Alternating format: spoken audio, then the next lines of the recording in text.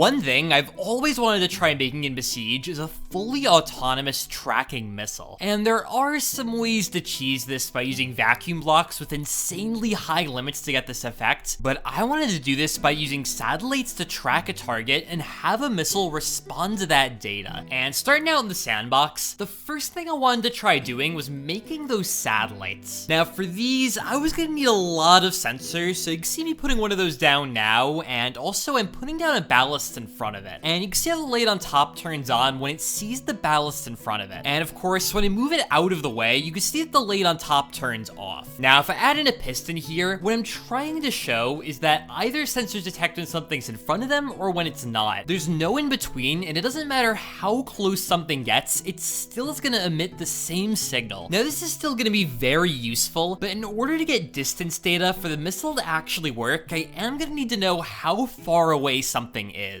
And to do this, I installed a mod that allows me to pretty much do exactly that. If I turn that on here, you can see that now the light on top of the sensor is very dimly lit when an object is far away, and the closer you bring it, the brighter it is. Now I can also hook this up directly into this piston here, and you can see that the closer the ballast is, the more the piston extends, and the further out it is, the less it extends. And with that quick test done, now I needed a way to actually be able to track objects on the ground. Now before trying to do full two-dimensional tracking, I just wanted to try simple one-dimensional tracking here, and you can see to build the setup, I put down a rotating block, a couple of sensors on it, and after that, I also started to build up some wood logs to the side, and these let me put a piston on it. Now, with the ballast on the end there, you can see it extended, contracted, and that'll allow me to test whether or not I can follow the ballast back and forth. But with that done, you can see now I'm adding a lot more pistons, and this lets me extend a lot further. And also, to get it to stop drooping so much, I also copied this over a few more times. Now, this all seemed pretty good, so I added a larger target for the sensors to track, and after doing that, you can see I added a wood log beneath the sensors, and these are going to be the logic to make them move around. Now, in two dimensions, it's actually really simple. To start out, my first two logic gates are just inverting the two inputs for the sensors, and the reason that that's important is when one of the sensors sees something and the other one doesn't, that means that an object has moved a little bit, and we want to rotate ourselves a little bit in order for both the sensors to see something in front of it. And as I extend and contract this, the sensors are able to automatically track that target, and that was looking really good. And with that, the next thing I wanted to do was figure out a way to get this thing in the air. So at first, I tried putting down a powered wheel, and you can see I put some propellers on it. This didn't go super well, and the reason is that the block on the bottom has much less mass than the wheel assembly, so it just spins a lot faster. Now to counteract this, I could put down another wheel that goes in the other direction, and you can see once I got all these propeller blades on now, I gave it a quick test, and it looked pretty good. Now I definitely had the power to get into the air, but one issue with this is that as soon as it starts to deviate one way or the other, it kind of just drifts away from where it's supposed to be, and it's really hard to keep this thing exactly in the same spot above the ground. This of course doesn't make it great for a satellite where I need to know positions super accurately, so instead of using these wheels, I realized a way better way to go was to use the hot air balloon block. I always forget this thing exists, but it's super useful, and you can see once I put it on this ballast here, it's able to rise up into the air, and as soon as it reaches its target height, it ends up just stopping. This is perfect, and in order to get it to reach a very specific height, you can see now I'm adding on an altimeter, and this is going to tell the hot air balloon to go up until it reaches a certain height. So next, I wanted to add on the controls for the tracking system. Now, of course, I am going to need this to be a two-dimensional tracker, so you'll notice I added on one of these rotator joints and also one of these swivel joints. And with these on here, I wanted to throw in a sensor now and just see how it was going to be tracking distance. And you can see I tried launching this into the air, but I noticed it looks a little weird. Whenever I rotate the sensor, it also kind of rotates the entire balloon structure, and this is going to make it very difficult to find precise angles. So to make it a bit more consistent, you can see what I'm doing is adding on 4 more balloons all around the first one, and these should balance things out better. Trying it out now, it definitely seemed to do the trick, and now there's pretty much no movement at all whenever I move the sensor around. So seeing this, now I wanted the target to track, and you can see for that, I put down a log, and I moved it quite far away from the machine. Now the log's pretty small here, so the angles are quite tight, but occasionally I'm able to get a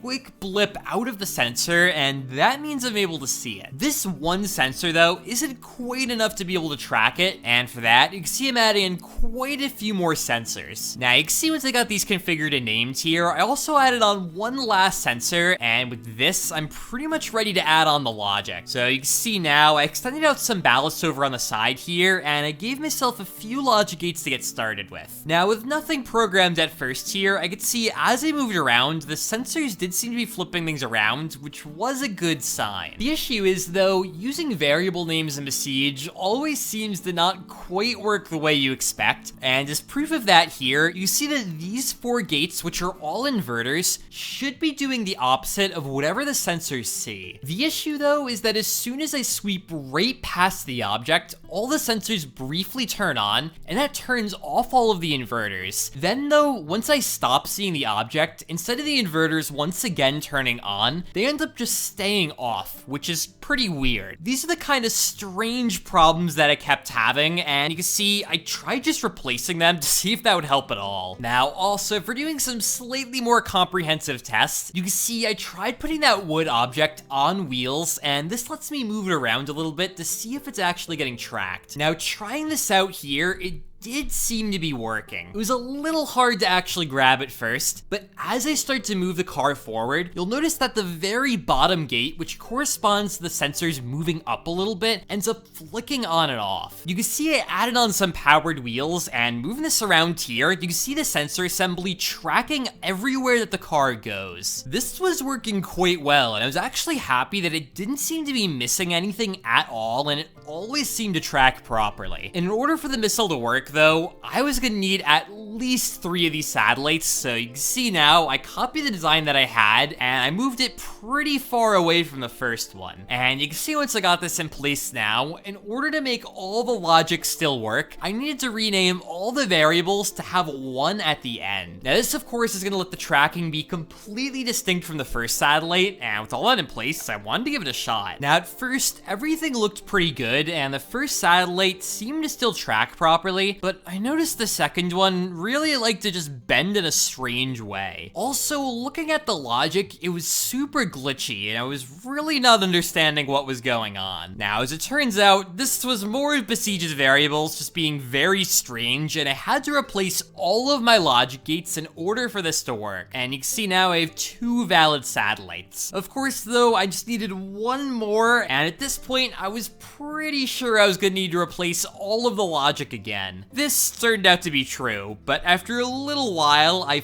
finally got everything back in order, and you can see I can get all 3 satellites pointed at the same object. And driving the car around, you can see how all the satellites are still pointed where they're supposed to, and finally, with that, I had a working tracking system, and now I just needed a missile. And to start working on the missile, the first thing I thought to do was just to add a lot of steam cannons onto a block. These should let me get a lot of thrust, and to turn them into steam, you can see I added on a grabber and a flaming ball. This mostly seemed to work okay. I just had to turn up the mass on one of the ballasts here, but once I did that, I was in much better shape. Now, increasing this to 4 times was a little bit more power than I needed, so that was looking good, and after that, I wanted to figure out how to stabilize it. Now, as it turns out, adding fins onto the top of your rocket isn't exactly the best idea, so instead, I decided just to add on a lot of bombs. This will work as my payload here, and with all of these in place, it actually seemed to work pretty well, at least until I struck my satellite. It still wasn't exactly the most stable, though, and I realized this wasn't going to be great to take off the ground with. Now, what I thought it might be really good for is the final tracking stage where it actually hits the car. To do this, I added on 3 water cannons, and these are going to correspond to each one of the 3 satellites. Now, to do this final tracking, I'm starting out in the air, and you can see that the idea is I should be able to fall directly onto my target, but be nudged around by each one of those cannons. Now, I started tracking my target with all of my satellites here, and you can see I moved it a little bit off course to see if it would work. The first thing I noticed is that if you look at the amount of steam coming out of all of the cannons, it is a little bit different. Unfortunately, though, I did kind of have it backwards backwards here, so it went exactly in the opposite direction it was supposed to. This, though, was an easy enough fix, and you can see just rotating this around now, it was mostly going where it was supposed to. Now, it was a little off target here, which I was a little worried about, and I noticed it kinda does this a lot. So I tried increasing the power of some of the steam engines here to see if that would help, and I was getting a little closer, but it was still pretty off target. Now, I was beginning to think that maybe steam cannons really weren't the way to go here, and instead, I tried adding on these rotating hinges, and I linked these up to the distance sensors instead. Now, adding some blades on these here, it really wasn't doing what I was expecting, and dropping this towards the ground, it kinda just went everywhere. So I finally deleted off everything I had, and you could see what I tried doing is adding on multiple of these steering hinges. This, though, was very glitchy, and you can see the amount it was bouncing back and forth, and it was also not really pointing where I wanted it to. So eventually, I had another idea, and you could see I added on a wood log onto a grabber, and I added on some fans onto the log. Now, these fans are hooked up to each of the satellites, and you can see now this actually was working pretty well. I did end up missing my target here,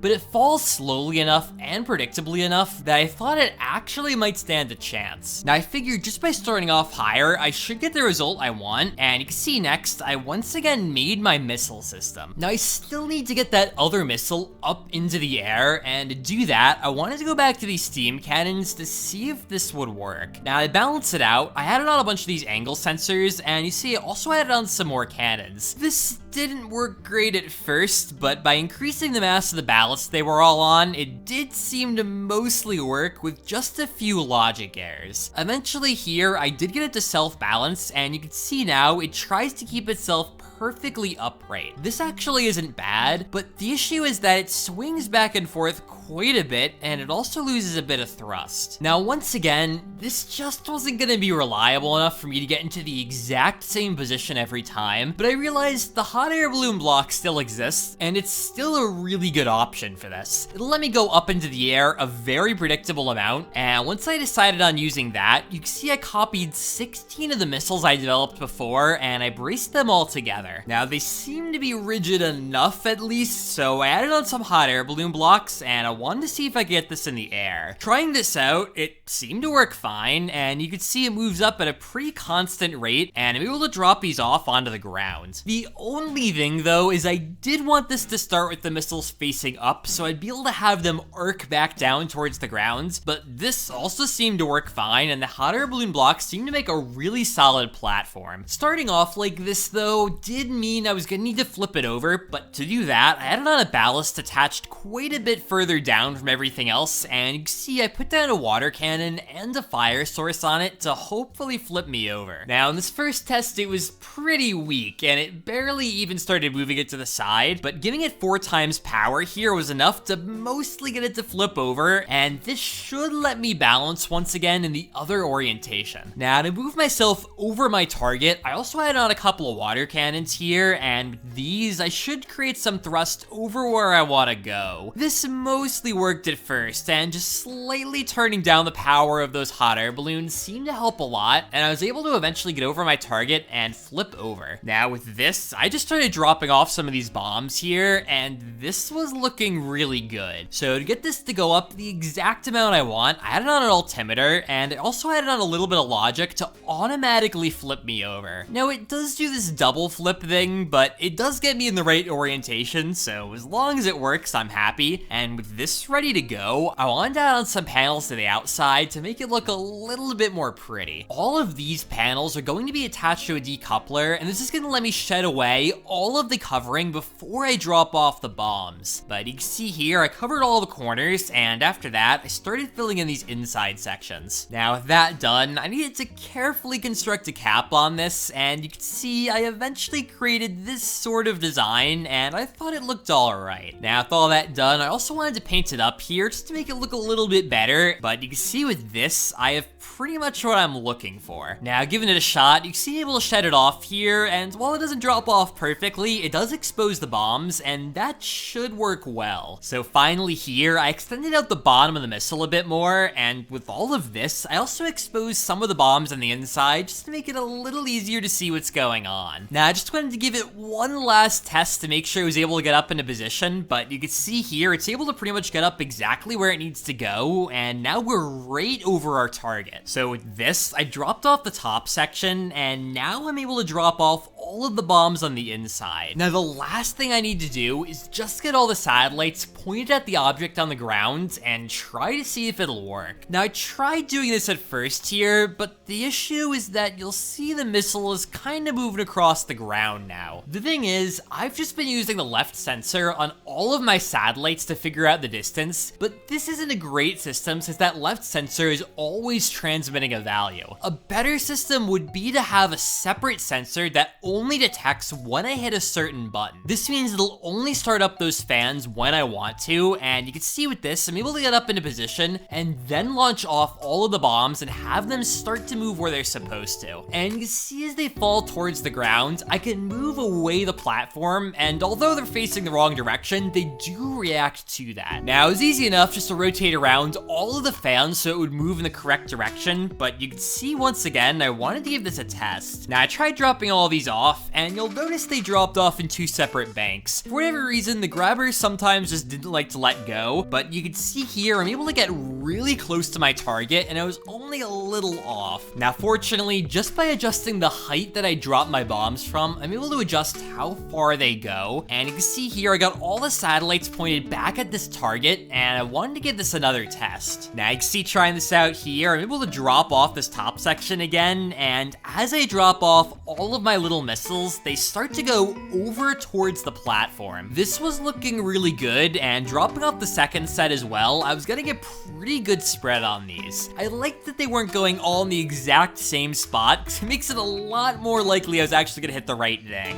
Now, also by making the platform a little bit bigger, I was able to get more consistent hits on this, and you can see I'm able to hit this target, which compared to the area that I'm able to hit is relatively small. Now, overall, I'm pretty happy with how this turned out, although I already see quite a few ways I can improve this. But if you guys have any more ideas, definitely make sure to leave them down in the comments below. And make sure to subscribe if you want to see more content like this. Make sure to like the video if you liked the build, and otherwise, till next time.